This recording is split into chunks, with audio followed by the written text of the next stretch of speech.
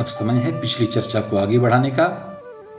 अच्छाई कहीं से भी लेनी चाहिए, इस पे हमने कल चर्चा की थी। आज पुनः इसी पर आगे चर्चा करेंगे।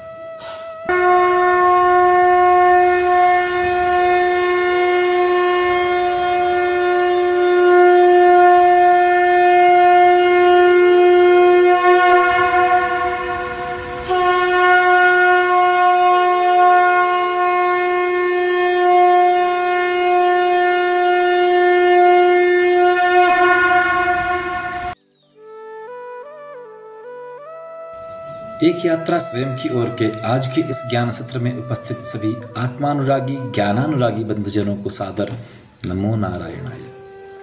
मनुस्मृति में महाराज श्री मनु द्वारा चर्चा चल रही है, अच्छाई कहीं से भी ग्रहण करनी चाहिए, अच्छी चीजें पूरी श्रद्धा के साथ कहीं से भी ग्रहण करनी चाहिए।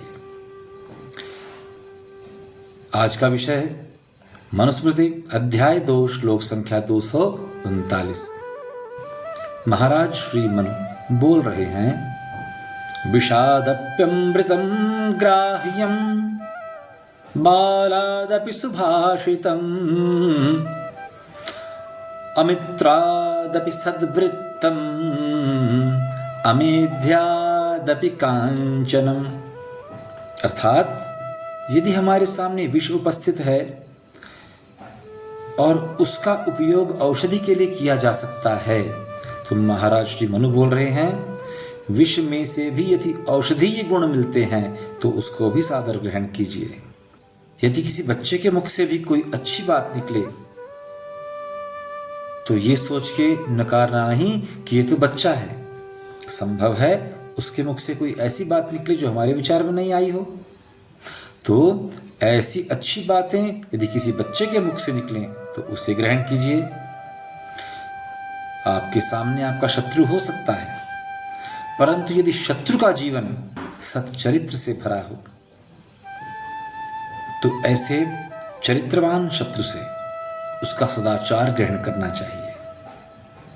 और यदि स्वर्ण इत्यादि बहुमूल्य रत्न अथवा धातुएं या बहुमूल्य कोई भी अन्य वस्तु, यह नाम सुवर्ण का है परंतु इससे आशय किसी भी बहुमूल्य वस्तु से लीजिए, कोई बहुमूल्य वस्तु किसी अशुद्ध स्थान में भी पड़ी हो तो भी उसे सादर ग्रहण करना चाहिए।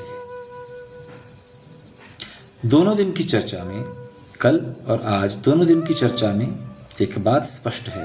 महाराज मनु बोल रहे हैं कि जब कहीं कोई गुणवान वस्तु दिखे, गुणवान तत्व दिखे, तो आपकी दृष्टि उस गुण पर होनी चाहिए। वो किस स्थान पर है, किस अवस्था में है, उस पर नहीं। यदि जीवन को श्रेष्ठ बनाना है तो ऐसी छोटी छोटी बातों पर जो महाराज श्री मनु ने ध्यान दिया, उनमें हमें भी ध्यान देना होगा और महाराज श्री मनु की आज्ञा का पालन करना होगा।